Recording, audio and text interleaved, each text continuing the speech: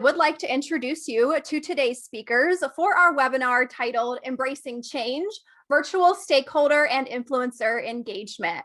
We'll hear from Emma Andrew-Swarthout, Director of Dairy Industry Image at the American Dairy Association Northeast, about virtual farm tours. We'll hear from Mike Ioakimedes, Executive Director and CEO at the Solano County, California Fair Association, about their virtual county fair, and Terri Moore, Vice President of Communications at American Farm Bureau Federation, about AFBF's annual virtual conference, as well as some of their communications initiatives that have shifted in the virtual world. So with that, I will turn things over to our panelists. We'll hear some brief comments from each of them explaining their virtual event experience, and then we will dive into Q&A. So please get your questions in and we'll keep them coming. Thank you. Emma, take it away. Awesome. Thanks so much, Hannah. So as Hannah mentioned, I work for American Dairy Association Northeast. For those of you who don't know, we are the checkoff organization covering 5 states in the Northeast for dairy farmers. So pretty big consumer base we have, but also a pretty big farmer base too, which makes my job really fun, helping to bridge the two. So the first thing I want to start with is our virtual farm tour program. So we actually launched this program back in 2018. And really for us, it was an effort to help reach a need that we found in our region where 2 things were happening. Teachers really wanted to take their kids out to farms, but they either were geographically challenged in doing so, they were just too far away from a farm, or there were budget cuts and funding cuts, and they couldn't afford the busing to get out to farms. And within our territory, we have some really big urban areas like New York City, DC, Philadelphia, Pittsburgh, just to name a few. So for us, that was a pretty big focus of ours. How do we help meet the need those educators have to take their students out to farms? So with that, knowing that technology wasn't going away and we have all of these things at our fingertips that can really allow us to virtually share our farms, we said, let's put our thinking caps on and launch a virtual farm tour program. So with that, one thing that we really wanted to focus on, having the staff size that we do, we really can't fulfill a need for every single classroom that wants to go on a virtual farm tour. So the way we structured our program is each semester we host 3 tours for 3 separate age groups, catering the messaging to what those students might be learning in school. And then those teachers can sign up for that live farm tour. So it really allows us to maximize staff time and maximize our reach with these virtual farm tours as well. So then, Q 2020, we were kind of set up and ready to go. The demand for this program just really exploded. People really were looking for ways to help virtually take their students or their kids, as people were at home with their children virtually learning, and give them an experience. So when 2020 hit, what we actually did is all of our tours are pre-recorded and then live on a library on our YouTube. We immediately packaged those and got those out to folks and saw a tremendous increase in views. Even within the first week, hundreds of thousands of viewers on our YouTube videos that we had up there, which was phenomenal. And then as we looked into the fall, we said, okay, how do we make our program get even more reach? So what we did with the hybrid learning is, when we were streaming onto Zoom, we also streamed onto Facebook Live so that we could meet the need for some of those classrooms that still weren't in person. So actually the graphics I have up on the screen, this is data from our fall tour. So you can see we had over 24,000 live viewers on that tour of Talview Farms in Pennsylvania. So that was our largest live viewership to date. And that's not even including the viewership after the fact with the pre-recording. And then also with Willowcrest Farms, over 8,500 viewers live. And you can see the stats for states. One thing, we don't limit who can register. So it is open for anyone to register. So we had almost everyone in the United States tuning in for that one. So pretty exciting. So we love doing that. And within 2020, we had this virtual farm tour program, but as we saw the need for content, we did have to pivot. And that's where our virtual, we created the Fun on the Farm series. So this was a series beginning of March. We saw people at home looking for content that was educational. So what we did is we worked with dairy farmer families throughout our territory to actually coach them through filming 5 episodes on their farm. And then they would share that with us. And this would go out live on our Facebook page every day at 10 a.m. So it was kind of like a fun kids program that people could rely on and they could turn to say, hey, this is a great educational resource for my kids. We would create Facebook events. So if they enjoyed it, they could share it with their friends. And to date, all of those videos have garnered over 3.5 million views and constantly growing. The majority of those views were in those first few months of quarantine when people were looking for those resources. Now, the thing we found when we did this, we got a lot of comments from parents saying, oh, I love to watch these videos with my kids. I'm really enjoying this. So as we're starting to shift and, kids are going back to school, we're seeing some hybrid models, and maybe the need isn't there as much for an educational resources for kids. We still captured this adult audience that was very interested in our content. So we actually shifted that program. So as we head into 2021, we rebranded that as a This American Dairy Farmer series.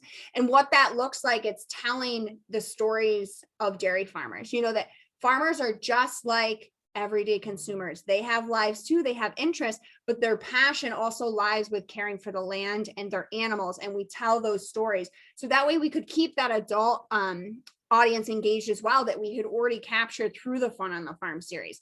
So we've launched this episode. I believe we're at about episode 5 or 6 has gone out now, and we're already at over 660,000 or 100,000 views. So we're really, keeping that audience engaged and helping to continue tell those dairy farmer stories.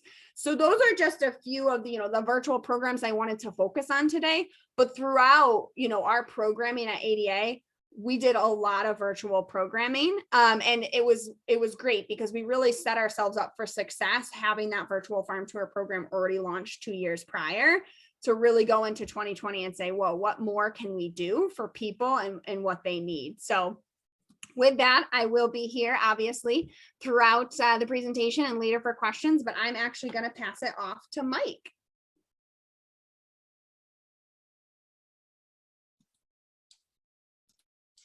Thank you, Emma.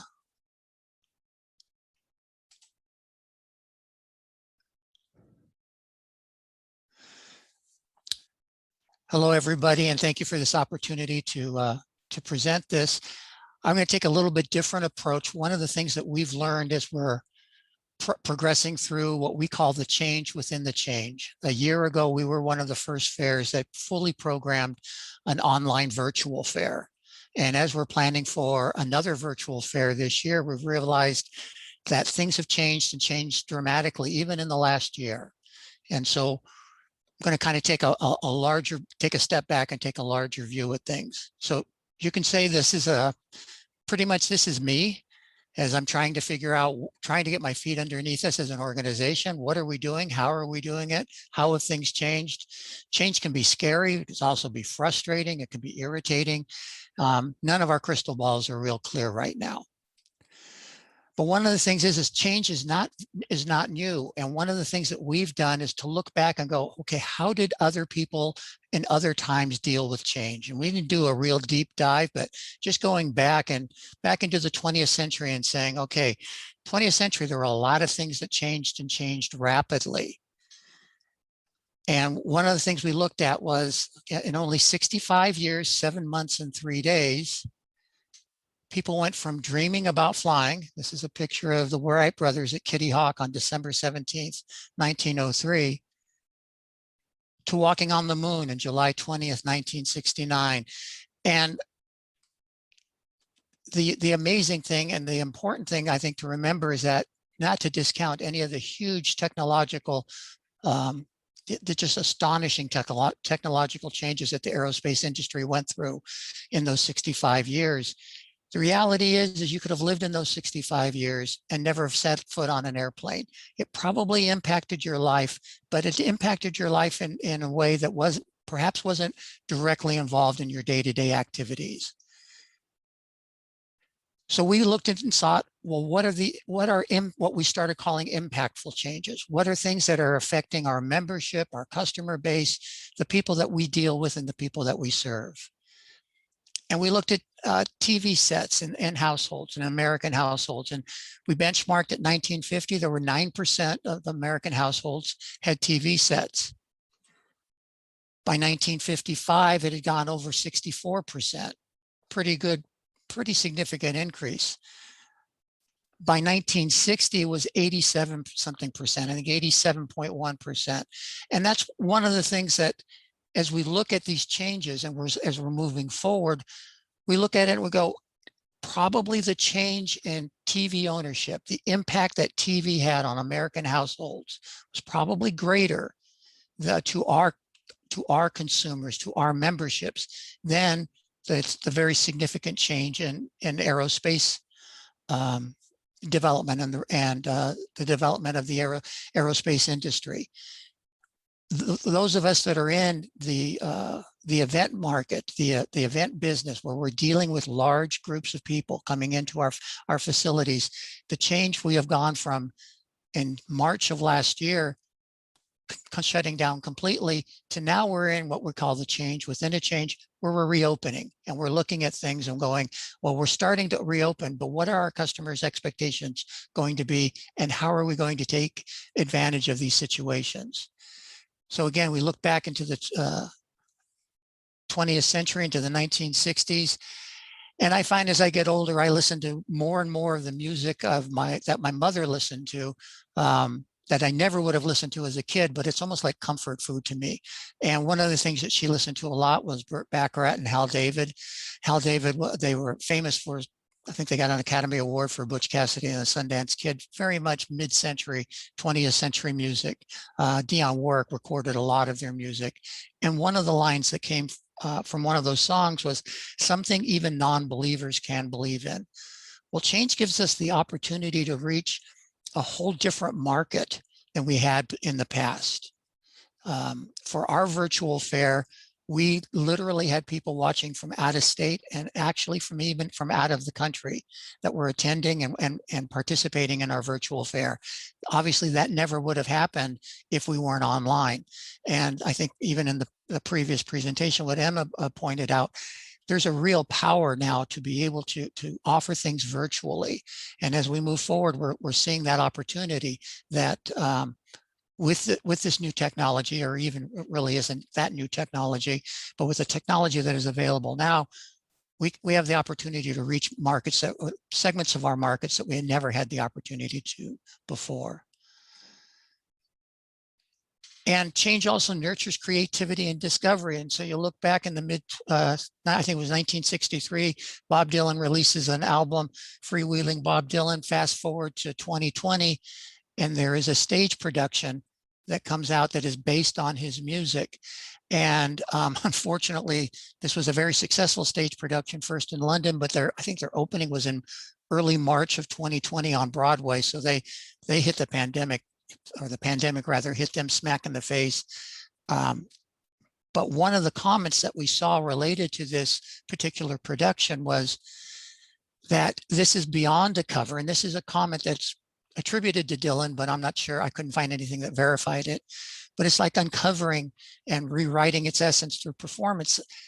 So change gives us the opportunity not to only just look at things and build on the shoulders of other people, but to dig into it and find different ways to do different things, and to to reach in and tap untapped resources, to be able to move in different directions.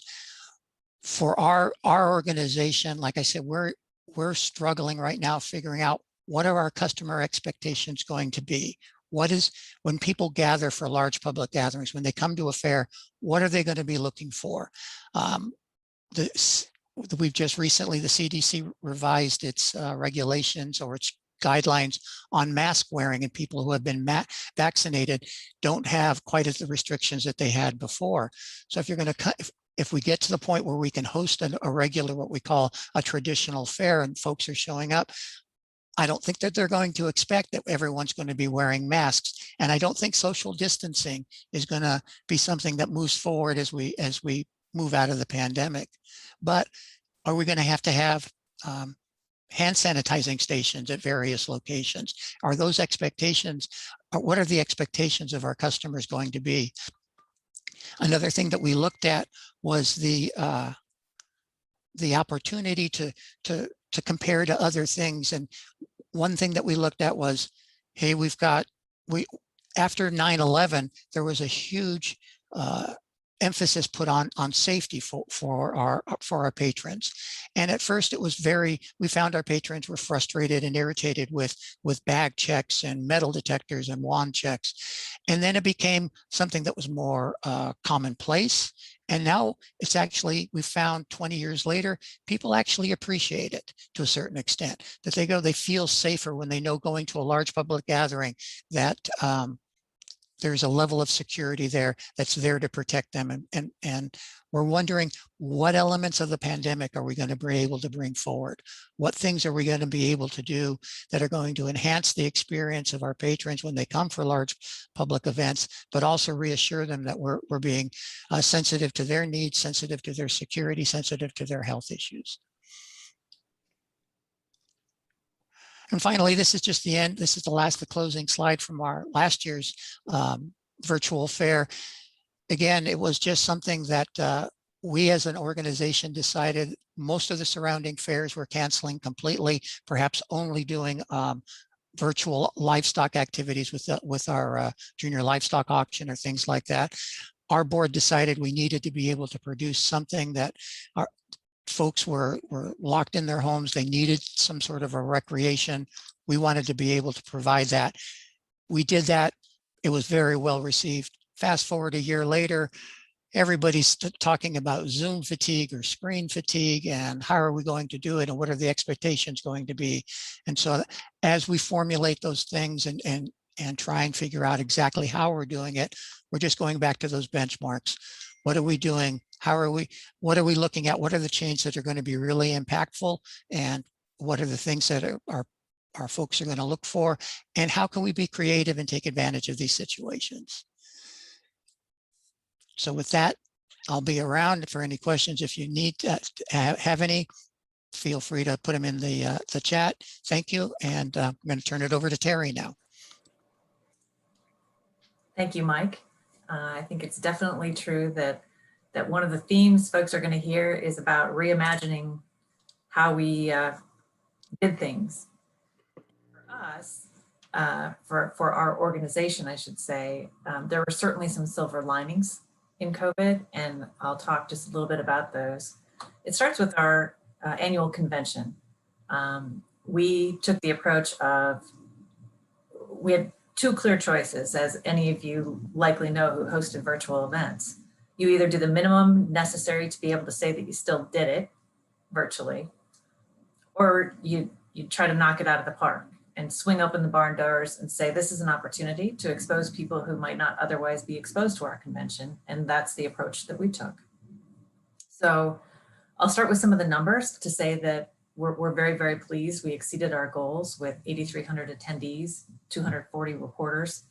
And the big numbers for us really that say we succeeded is 1,600 non-members attending and 4,000 first-time attendees. So we average about 5,000-ish attendees. So we were successful in making this an opportunity to expose more people to our convention and overall our organization. So how'd we get there? This is really a story of learning to leverage our network in a way that we hadn't done very well before. We have 50 state affiliates and an affiliate in Puerto Rico as well. And we have 2,800 county affiliates. But finding the sweet spot to inspire them to help us promote something like this is really what we strive to do. And we did a couple of surveys to say, hey, did you use the content we provided with our state partners? And over 90% used the toolkits we provided and covered the convention in their newsletter. So we knew we were on the right track. And you see an example on the right side of the screen there of how we promoted it. You know, instead of 30 workshops, we had around 10. And instead of a single keynote speaker, we had 3, so that each session had someone that was promotable and drew interest. So it was really similar to what Mike described. reimagining how we approach things. The other thing that I wanted to touch on for just a minute is a hashtag that we started, hashtag still farming. And this was really at the peak of the panic when consumers saw empty grocery shelves. And our purpose was to say, hey, it's okay. Farmers and ranchers are still farming. This is a supply chain issue, not a supply issue. And that was our sole mission with it. But I would say it was the right message at the right time because it took off organically. Well, not entirely organically. Again, because our affiliates at the county and state level grabbed it and ran with it. And that's really what they did. You see a couple of examples of state publications that used it, but it was used across social channels, websites, and pretty soon government officials were using it and media were using it. And eventually it's been used in all 50 states, in 92 countries, with a reach of 103 million people. And that's, again, organically. We've not paid to promote the hashtag. And that too speaks to leveraging a network. And something else that we did in the midst of COVID was start weekly calls with our counterparts. Now we, prior to that, had quarterly calls and far less collaboration and it was mostly just information sharing. And what that turned into was talking about how we can do better as a unit, as a federation, as a network. And we started having our state partners provide examples of efforts in their states that have been successful. Other states could learn from them, and vice versa, what efforts that we had going on. So there's just a lot more collaboration overall, I would say. And we're grateful for that. That's one of the silver linings for us.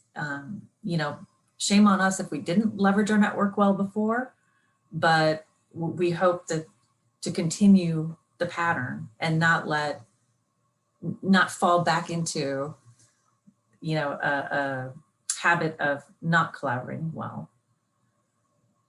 So that's a quick look from American Farm Bureau perspective. And I think, Hannah, I'll turn it back to you to kick off the questions. Wonderful. Thanks so much, Emma, Mike, and Terri for those opening remarks. If you can all join me back on the virtual stage with your video and sound on. While you are doing that, we do have another poll question to move us into the Q&A.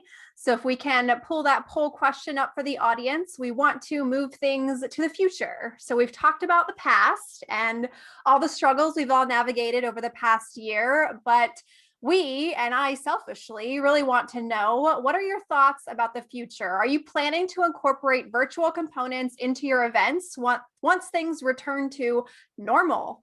And everything from definitely virtual is going to be a major focus to nope, not at all. We'll give you a minute to weigh in before I ask the panelists what they think about the future of events.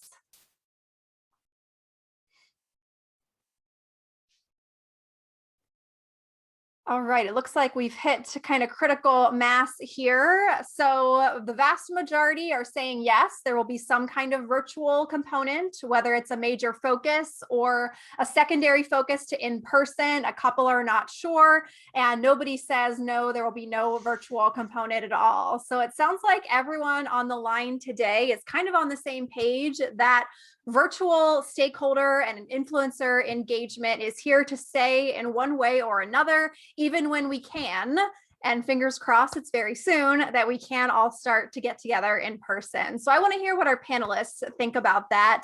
And that is, what are some of the lessons you've learned in the virtual setting or some tactics you've adopted over the past year that you think will have staying power, and how will you bring those in the fold when events are able to begin happening? We'll just go in the order that you started us off. We'll move over to Emma. Yeah. So I think one of the things about virtual programming, and obviously this was at the forefront of our mind when we started our virtual farm tour program in 2018, is it has a way of bringing people together affordably and large scale. So especially for us, when we're working on a limited budget and we cover 5 states, I can offer a farm tour to students all throughout those 5 states. And, I think you have to look at the portability, the affordability, and the accessibility to these virtual events. And there's merit to that even prior to COVID. I think if anything, what we're up against is so much was virtual. How do we enhance those experiences to keep them relevant? But I think there's definitely still a space and a time for them. Great. Mike, I'll let you weigh in.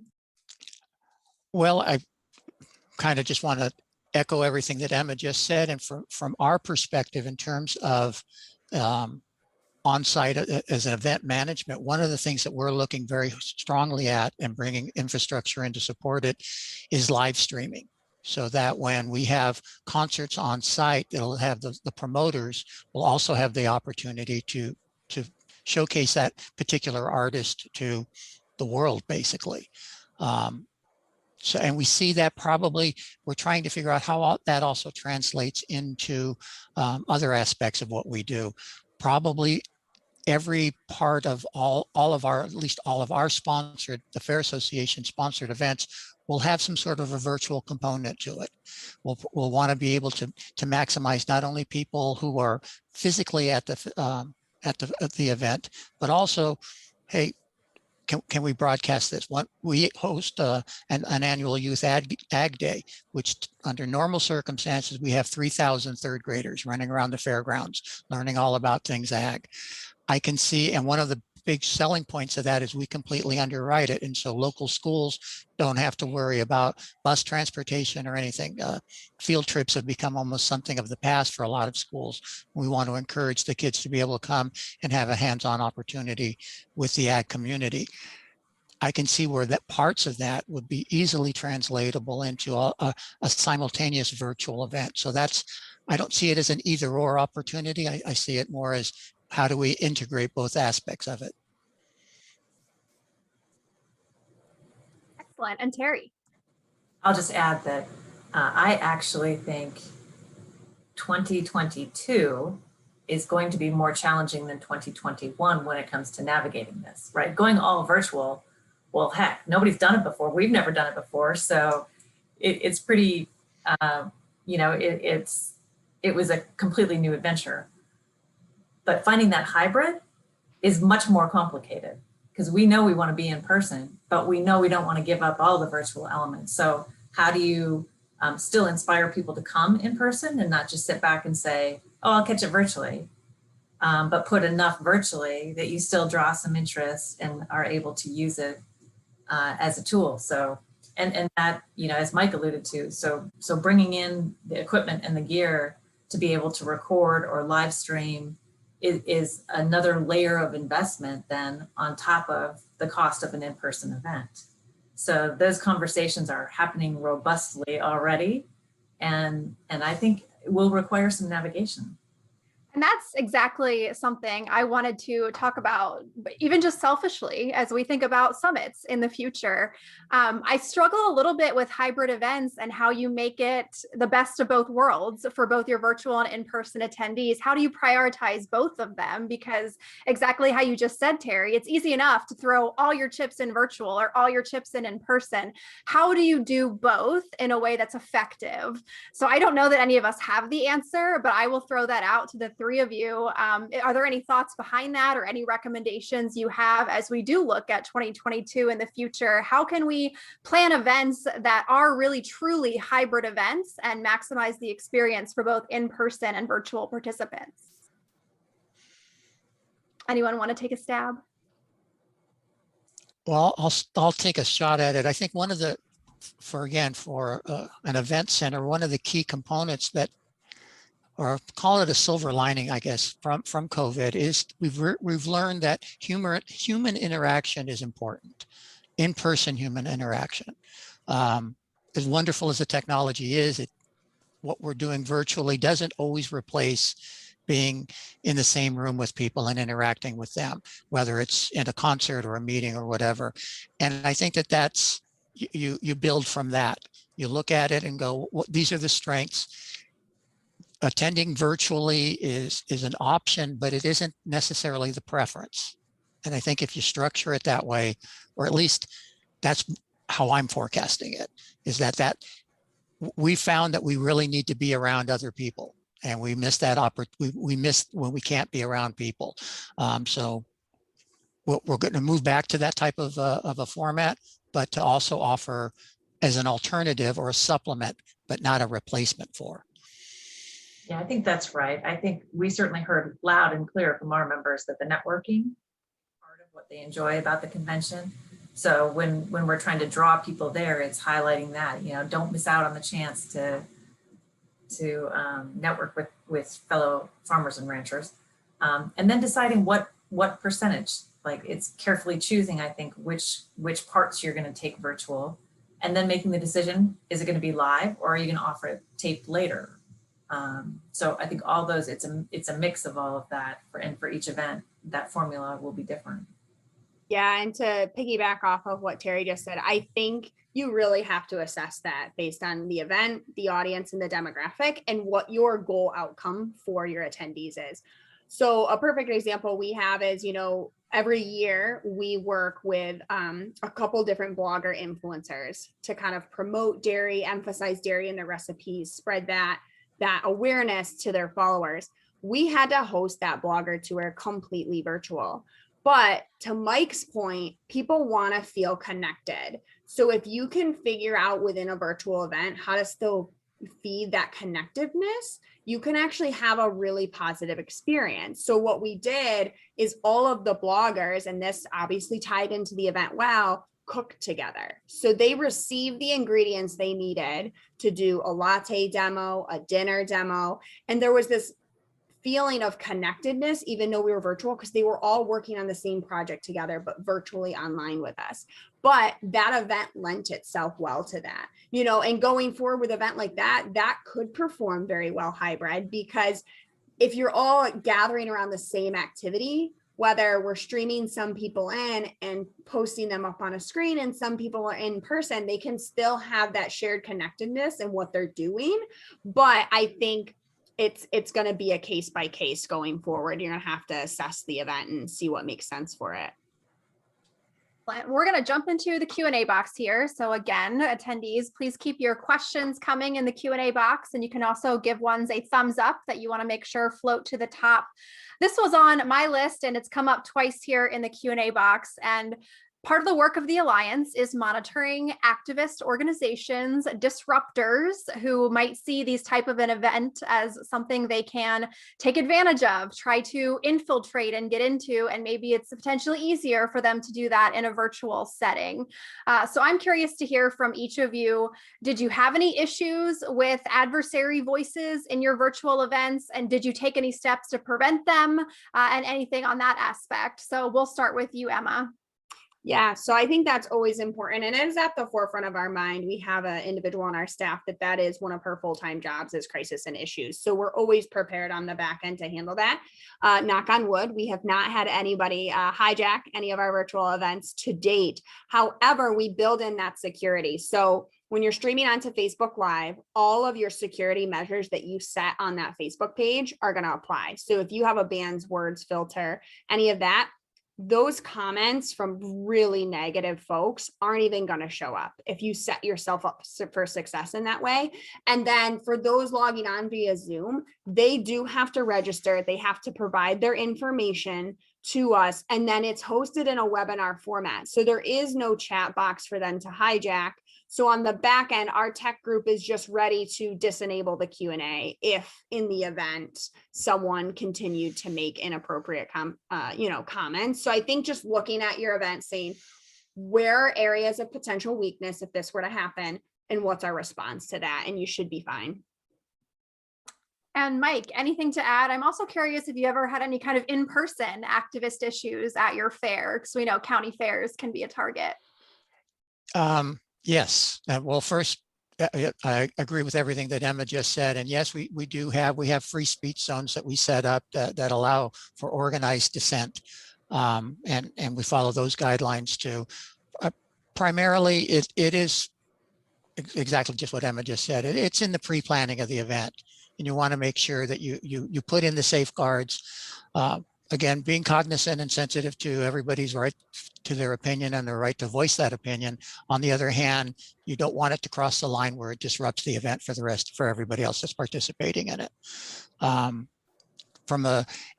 It did present a whole different set of challenges when we moved to a virtual format, because we're used to dealing with it within a physical space and literally providing an area where people can stand and distribute their information.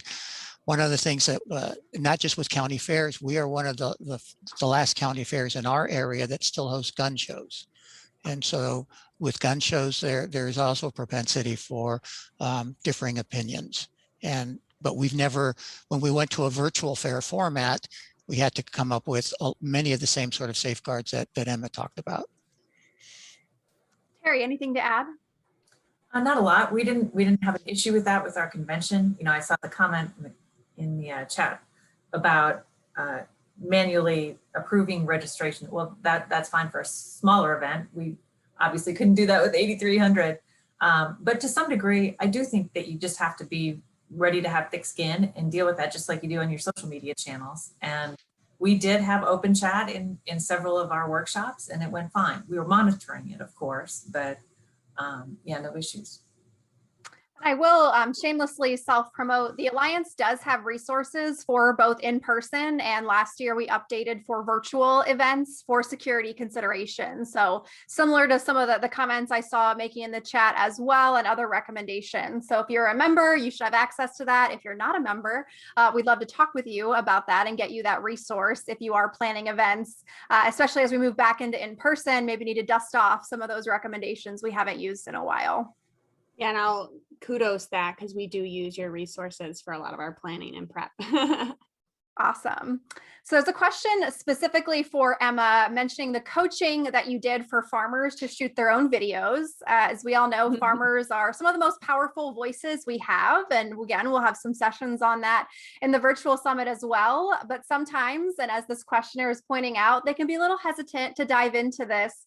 So tell us more about how you did coach them and encourage them to be confident with virtual communication. Yeah, absolutely. So like I said, this program kind of came up really fast. We thought of it the second week of quarantine and launched it the third week of quarantine. So it was on the fly. So really what we did is we took a step back, and we have a lot of phenomenal farmers in our territory who love to do social media, which is so fortunate for us. And we said, who's going to enjoy doing this? Who's going to love just, having this little time on their farm and still be able to reach people? And that's how we ended up picking a lot of our hosts for that program, because 5 episodes to that question, it is a lot. It is a big ask of a farmer. So they really have to enjoy that to be able, to even have interest or say yes. Then on the back end, we did set up a conference call with those farmers. We interviewed them about different practices on their farm, what we could potentially pinpoint. And then I took that information and wrote a detailed outline with a script and a B-roll shot. So they knew very specifically where I wanted them to film, what they could capture. And then we gave them guidelines, what kind of phone they had. And then based on the phone they gave us, we would say, okay, use this setting, and film it vertically. So we really tried to provide them as much back-end support as we can. Even for some of them, we offered to zoom in and coach while the filming was taking place. Most of them were like, no, I got it. The outline's perfect. Thanks for helping me. A few folks, we did offer pieces of equipment. Maybe they didn't have earbuds or noise canceling headset. So we did purchase that and support them in that way to, make sure we could get the good audio quality that we wanted. And then we did compensate all of our farmers for doing this, because it was a very big time ask for them. But being that as staff members, we couldn't go out to farm and film them, we just want to make sure they feel supported from every angle. Excellent. There's a question for Terri. First of all, a shout out to the Still Farming hashtag and its success and those amazing results. Would you say there was something about the organic spread of that hashtag that was key? Was it who was posting it, the right influencers or media picking up on it? What would you say contributed to that? And so maybe the rest of us can replicate that success. So I would point to 2 things. One of them, again, being our network and the fact that our state farm bureaus just ran with it. But more than that, you still have to have compelling content, right? And I think it really was the authenticity, what Emma was just talking about much of the campaign was cell phone shot videos of farmers saying, hey, I'm still here. I'm riding my tractor every day, not going anywhere. And it was very genuine. And I think that's part of what made it catch on. Wonderful. Mike, a question I'm going to direct to you. Aside from any potential technical difficulties, was there anything, and this is in the questioner's words, that you would consider an epic fail that you would put down in your notes as we are never going to try that again? So we've heard about some of the things that went well. Was there anything in your experience that did not go well that you are not going to attempt in the future? Fortunately, no. I mean, we lucked out. There's a couple things that we learned. Recorded content is easier to handle and deal with than live streaming. Live streaming has got its own, a lot of different positive aspects to it, but it is more difficult, a lot more variables to deal with. One of the challenges that we found is that a lot of our, it was an age group thing. The older the person, it seemed in very broad terms, the older the person, the less comfortable they were with doing any sort of filming. And so we had to put together a little program that just said, this is how you do it. You can do it with your phone. You can hold your phone this way. It doesn't have to be super fancy. But there was a lot of coaching at one end of the spectrum. At the other end of the spectrum, we could tell people and they would go, oh yeah, no problem. I'll get it back to you in 10 minutes. But fortunately, no epic failures but I think where we started to come off the rails a little bit was with the live streaming. So I would tell anybody, if you're doing live streaming, you've got to make sure you dot all your I's and cross all your T's. And one of the things that can make live streaming a challenge is your internet connectivity. Mike, I know when we did our prep call, I think you were waiting for the fiber line to be installed at your fairground. So you should be all good now. But Terri, I'm going to direct this to you because I know the majority of your 8,300 attendees are farmers and are in rural areas. So with farmers being the target audience for your event, was rural connectivity an issue and something that you needed to address in order for them to be able to take advantage of the virtual event? Very much so, no doubt. Of course it is, because we don't have rural America all connected yet. Some of the ways that we work to overcome that is some of our county offices and state offices hosted smaller gatherings so folks could come watch together. I know that there were some going to the library to participate and things like that. But sure, we heard from some who were frustrated they couldn't get connected, and that's beyond our control, obviously, but something I certainly hope we resolve soon in this country. And I know Farm Bureau is working on it, so we'll support those efforts. Emma, a question for you. So your events were more influencer targeted, bloggers and others, and sometimes there can be contentious subjects that come up, maybe things that are controversial or they don't have a solid understanding of. Did you find those topics to be more difficult in a virtual setting, or kind of were there any challenges about contentious issues of communicating in a virtual platform versus in person? Yeah, that's a great question. So, anytime we're hosting a virtual farm tour, we look at the demographic that's targeted. So like I said, with our virtual farm tour program, we have 3 different tours for 3 separate age groups. So specifically looking at the high school age group, which is 7th to 12th, and we know all the wonderful things they get to read sometimes in our districts that can be a little misleading, right, as it pertains to food and agriculture. We prep those high school farmer hosts to talk about antibiotic usage, if it's applicable to their farm, to talk about environmental best management practices that they're using and how they're utilizing manure, not as waste, but as fertilizer, and how they look at that resource. So we have the farmers prepped and ready to go. So it's really not uncomfortable for them.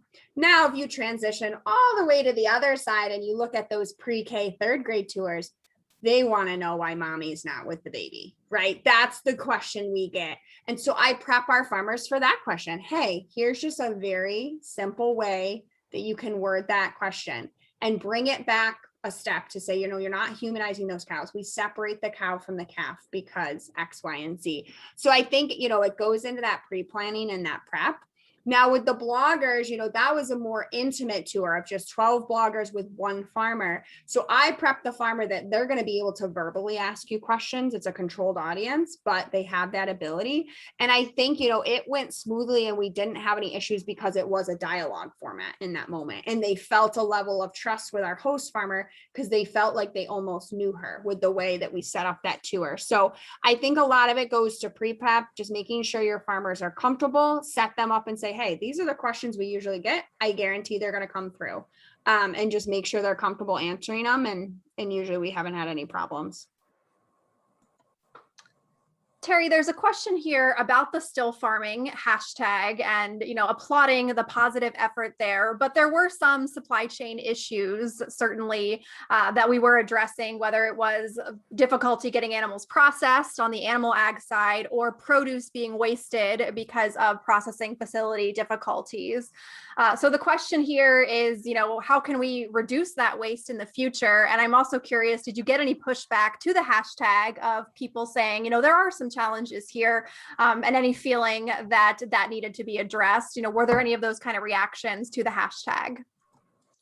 No pushback in terms of, I think people understood that we were saying we're still growing it. We never denied that there were serious supply chain issues, and we spoke openly and passionately about those. And yes, I think that conversation continues and should continue, right? We want to make sure that it's that whole from just in time to just in case system. And we're going to spend a lot more time trying to figure that out because that's not a single easy solution. We did hear a little bit, we had a few questions about, that's like saying thank a farmer on Ag Day. It's self-congratulatory. And I said, no, I don't accept that. That was not at all the intention of it. And if you look at the content, that's not how it's being used. It was to provide the public with assurance. And in fact, we did a couple of different public polls during the course of COVID.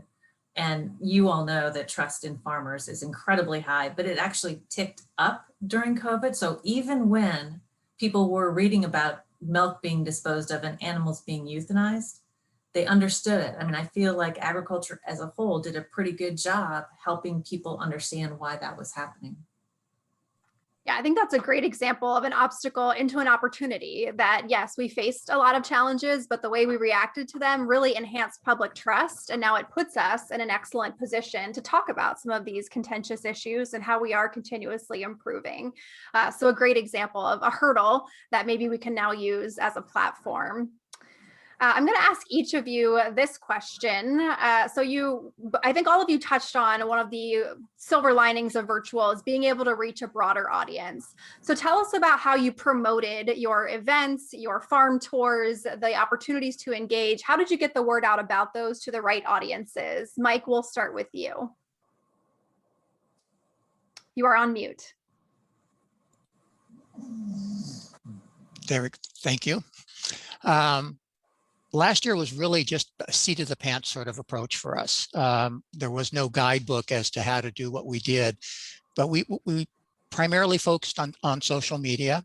A lot social media, press releases to local press outlets. I can't say it was 100% organic, but I don't know how to quantify it, but it was definitely more than 50 to 75% organic.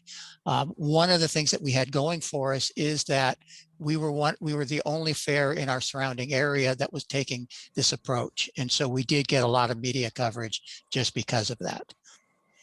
And I'll kind of make this a combo. Another question just came in. Was there a charge for your virtual event, or did you offer it complimentary to participants? So did you charge anything to watch or engage with the virtual fair, Mike? No. And I assume your fair usually has an entry fee. Actually, we don't. We have a free gate at our fair. So that was just a continuation of that.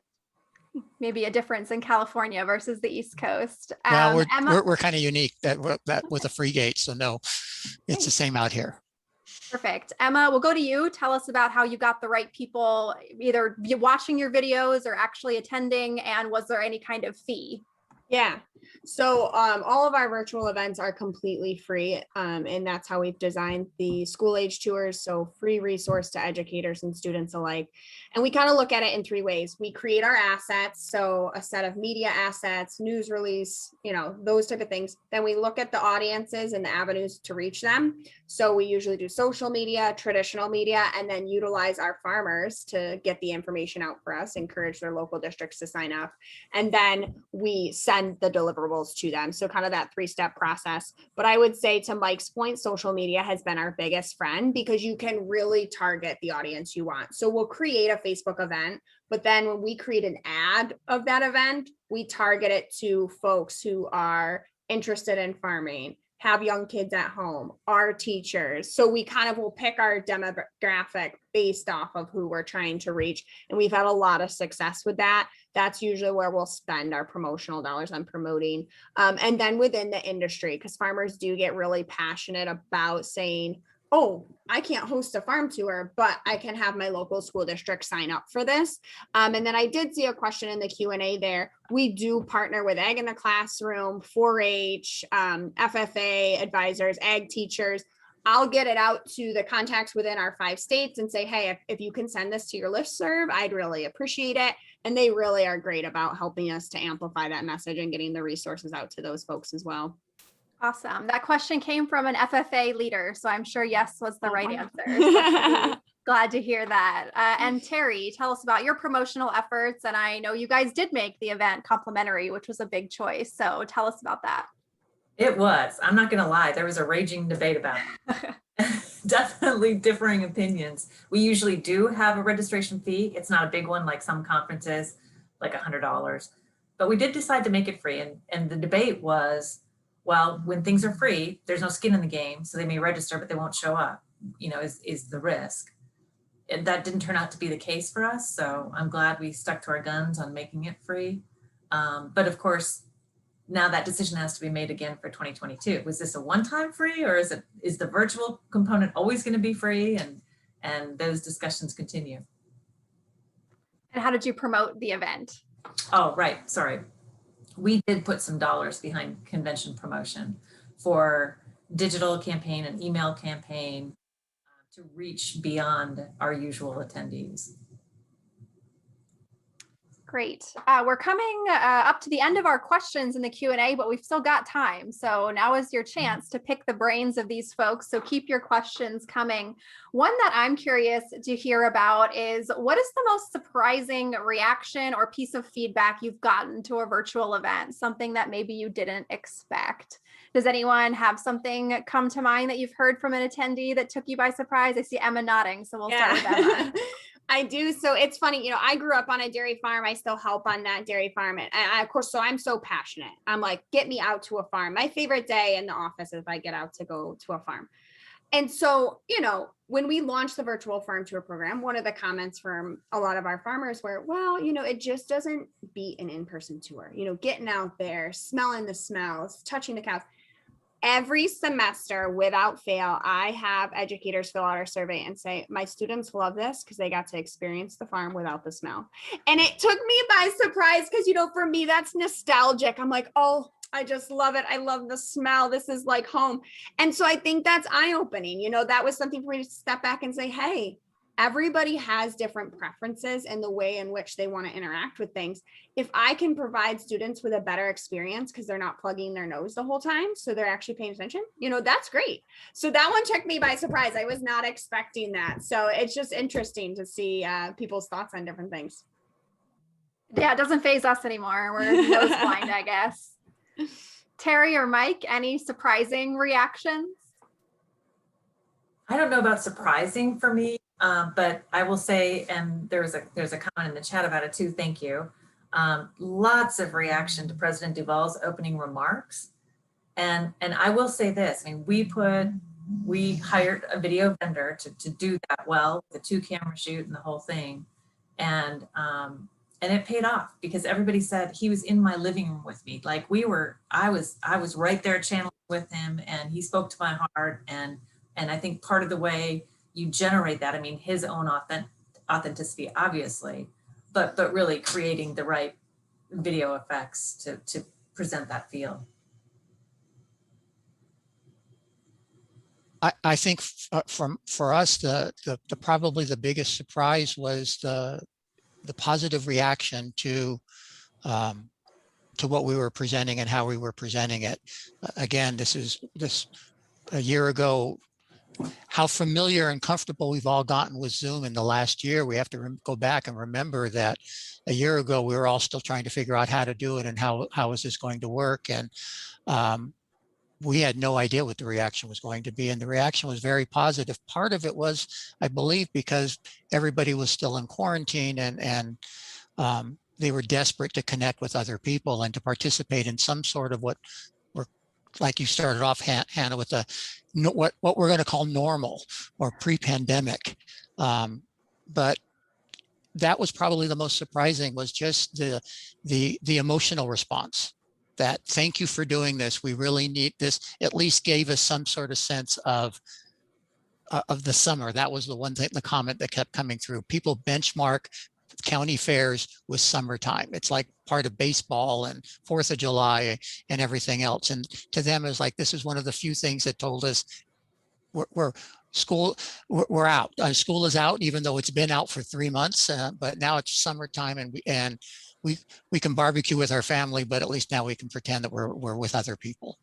And that's something I experienced last year too. Just like you said, it kind of marks the year. For me, it's Summit, county fairs, the National Association of Farm Broadcasters in the fall, and all of those things not happening, or happening, but from this room, really kind of throws off the year. So I think that's a great point. And what Terri said too about, do you just do something to get by, or do you really put your chips into this and try to make it something impactful, which I think we're all in agreement that if you're going to do it, you need to do it big and really make it something that is meaningful to your participants. And speaking of that, there's a question about Zoom fatigue, which I think we are probably all feeling. We all spend a lot of time in these videos or looking at ourselves and in these kind of meetings, and we've all been through a lot of them in the past year. So maybe it's more difficult to get people in a Zoom meeting today than it was a year ago when a lot of us were planning some of these events. So I'm going to kind of combine two questions here.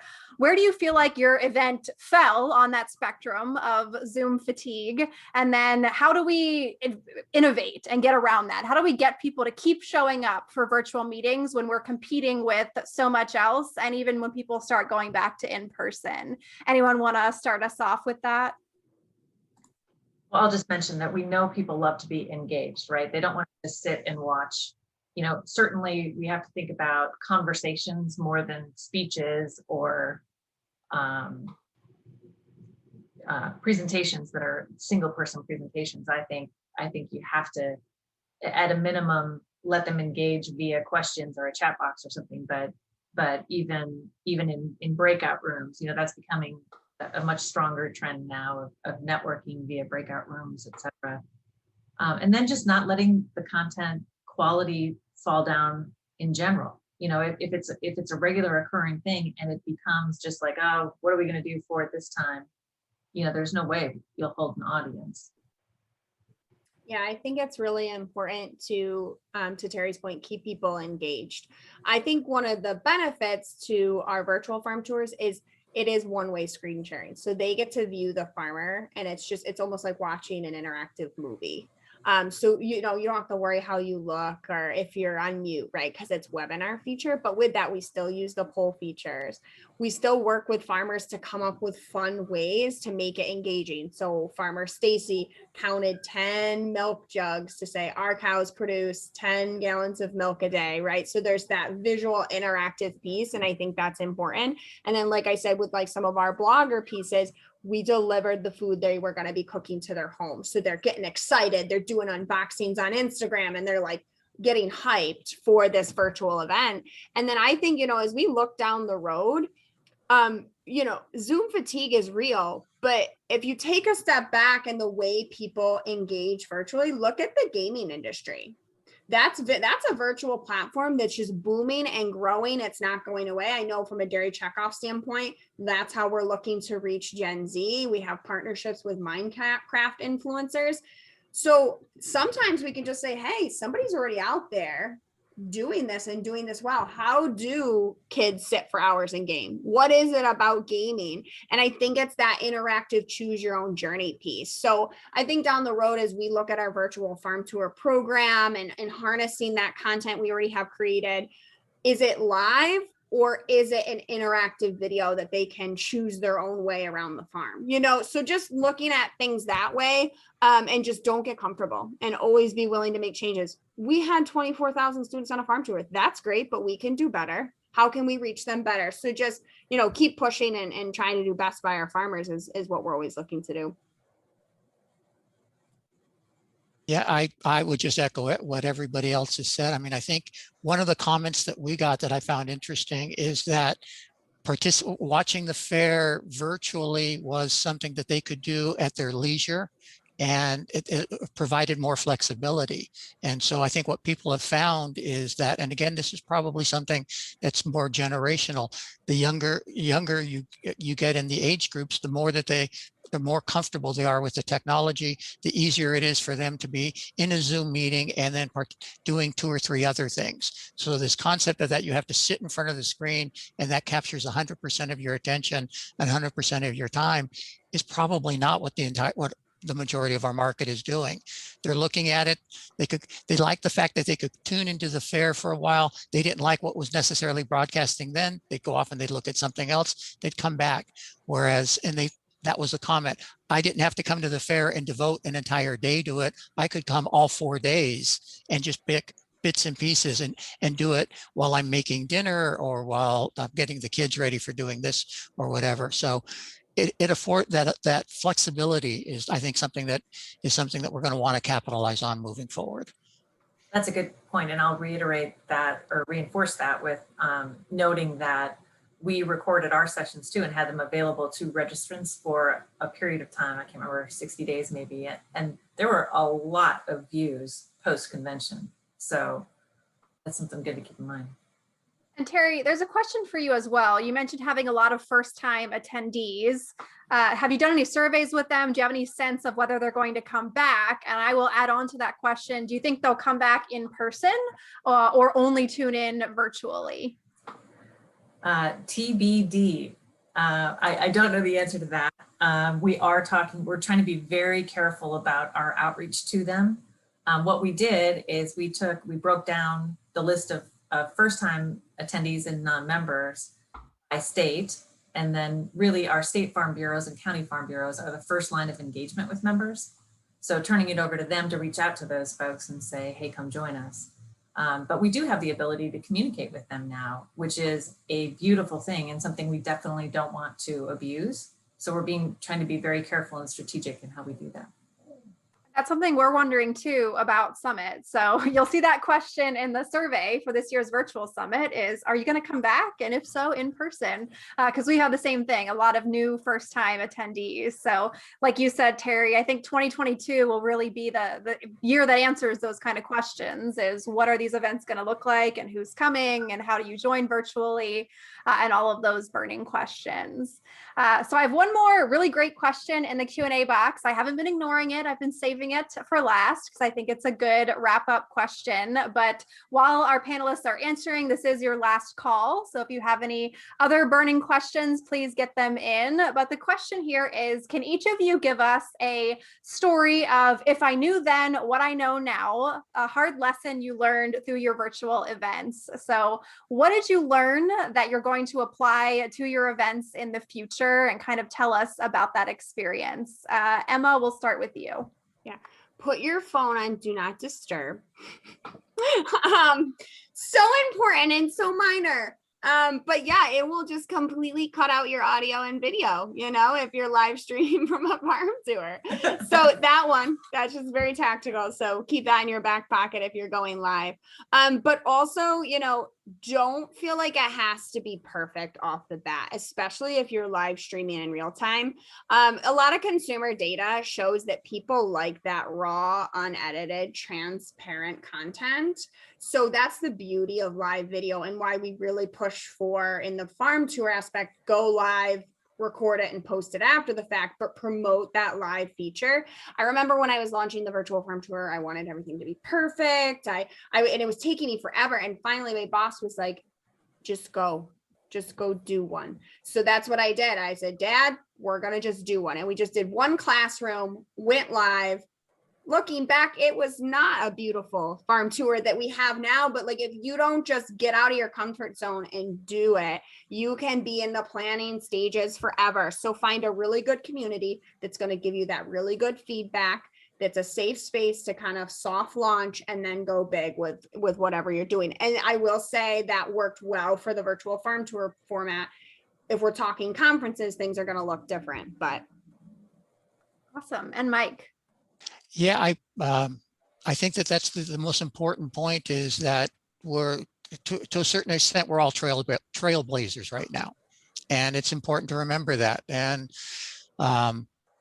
yeah, it's really easy to get locked down into the details and get so far into the weeds, so to speak, that you forget that most people don't notice 90% of what we're concerned with.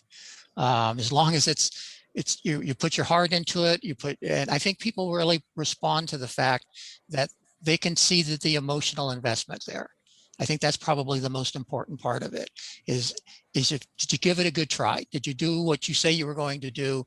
And was it something that could relate to your audience or to your membership or whomever you're actually broadcasting to? But that's probably the biggest takeaway, is just go with your heart at this point, because nobody's got a playbook for where we are right now. And I agree, 2022, we're going to be able to look back on some of this. I think the pandemic is something we're going to benchmark our lives on. When I was a kid, I used to hear about depression babies and how growing up into depression influenced their purchasing habits for the rest of their lives. I think we all are going to be pandemic babies. It's going to influence us one way or the other. And people will ask us 50 years from now, what was it like during those 2 or 3 years? Hopefully it's only two or 3 years. Knock on wood. And again, come back for more virtual summit sessions where we'll be talking exactly that. What has changed our lives and what's going to stay in the future as a result of the pandemic. Terri, what's your story, your lesson learned that the rest of us can take away? So I guess I would speak to, we pre-recorded much of our convention, obviously with multiple general sessions and multiple workshops. We weren't going to rely on trying to do all that live. And I would encourage anyone contemplating that kind of an event where you're going to pre-record to really carefully plan what can be pre-recorded and how far in advance. We got tripped up a little bit where one of the policy discussion workshops was pre-recorded far enough in advance that some things happened in between that made it pretty obvious it was pre-recorded. So, and the other thing is, with multiple sessions like that, if you don't have a good calendar that you can kind of stick to, the week before becomes chaos. I'll just offer that. The other thing that I would note, we did, I can't remember what we even called them, but the opportunity for people to pop into rooms with sponsors, et cetera, and didn't find that tremendously successful. And that may be in part, a lack of promotion or how it was located virtually, but just to watch out for folks. Wonderful. Well, that clears all of the questions we've gotten in. There's some thank yous coming in the chat box. Do any of you, Emma, Mike, or Terri, have any final thoughts, suggestions, words of wisdom that you didn't get to just yet? I'll give you one final round on the floor. Sure, I'll start. I would say don't forget why you're doing it. So one of the most impactful things in 2020 that happened is we were promoting Nate Chittenden, a farmer in Eastern New York, his virtual farm tour. And a mom reached out to us and she said, my child is in the hospital, and she obviously did not disclose why. She said, but he loves Nate's tour. It's making him so happy. It's bringing a smile to his face. It's easing my anxiety in this moment. Like, it might be a stretch, but do you think that farmer would pre-record just a little personal message to him? It would, it would make his day. And, of course, I don't know, for those who might know Nate online, I mean, of course he was going to do it. And it was actually a two-way happiness, right? in that moment, it was what we all needed to just feel like this is people and we're connecting and we're all in this together. And Nate got to have that positive impact. And the little boy got to experience that, like, we're human too. And we just care about our cows and we care about you and we care about our community. And I think, you know, when you're looking at connecting with folks, you know, don't lose sight of why you're doing that. You know, is it to learn and make our industry better through a conference? Is it to share our story with people who aren't familiar with farming, but they want to consume dairy and they want to do it with a smile on their face? So just keeping those things in mind, I think is the best thing you can do, is, you know, you're getting in the nitty gritty details of planning. Yes, I think that's pretty much sums it up. I mean, I think as you go into these things, you need to understand that, again, you're a trailblazer, and if your heart's in the right place and you're doing it for the right reason, even if you make mistakes, people are going to understand. We found that, especially with our livestock portion, that we were able to be able to continue to support our youth livestock activities, and the response was very positive. And people were floundering a little bit at that time, and even again, fast forwarding to this year, still happening, especially with schools not being in-person session, and the kids not having the same sort of support level from the ag educational things that normally happen in the classroom. Having that fair and being able to benchmark to that was real important. And at the end of the day, we realized that it was nice for us that put this on to understand how important it is to the people to the audience that we're serving and our membership that we're serving. And I guess I would harken back to something my boss says a lot, and that is our need to get beyond the fence rows.